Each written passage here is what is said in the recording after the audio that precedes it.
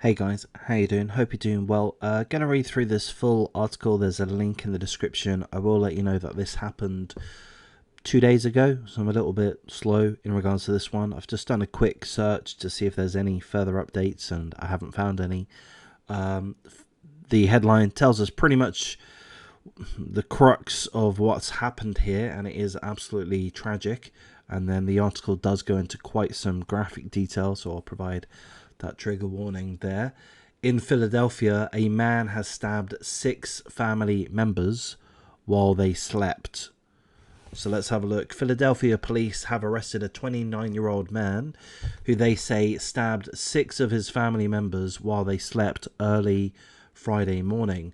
Police were called to the 3000 block of North Front Street in the Kensington neighborhood of Philadelphia just after 4 a.m., where they found the 6 victims aged between 26 to 57.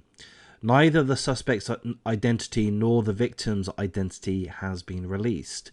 The victims were transported to Temple Hospital.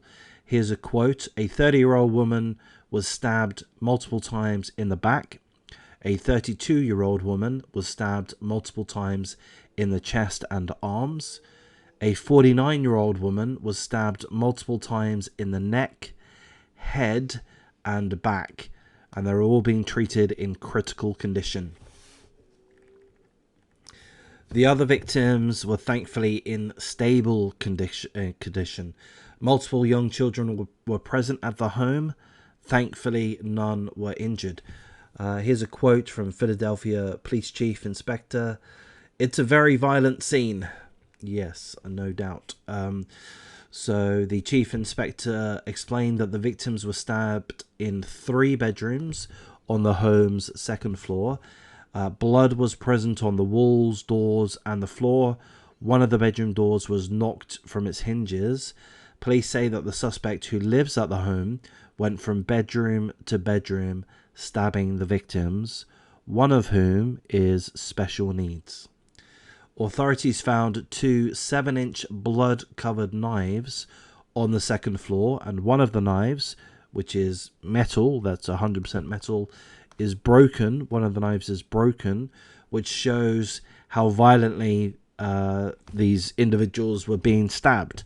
It's not easy to break a knife, especially when it's completely made out of metal.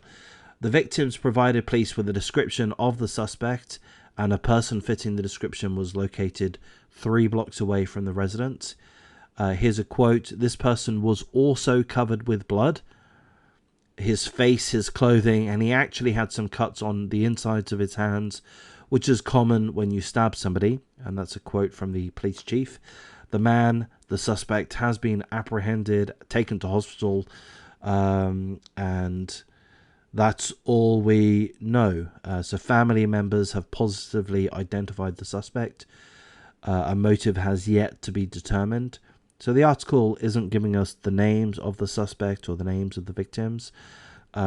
Thankfully, at this point, and again, I've just done a Google search a moment ago, at this point, as far as I'm aware, there's not been any deaths. The article tells us that 3 of the 6 that were stabbed are in critical condition, having been stabbed multiple times, each of them. One stabbed multiple times in the back, another stabbed multiple times in the chest and arms, and the other, which sounds the most gruesome to me, one stabbed multiple times in the neck, head, and back. So we pray for their quick recovery. We pray that they do live, that they're able to get to a stable condition, that they get all of the medical treatment that they need. We also hope that the absolute scumbag, their family member, that they've positively identified, let's hope that a trial takes place, that they get the book thrown at them. I would think life imprisonment, I would have thought. The death penalty, I don't know if the death penalty is a thing in Philadelphia, but if it isn't, life in prison. That's attempted murder times 6, in my opinion, as a layman that doesn't know what they're talking about. But again, let's hope that all of the victims do pull through.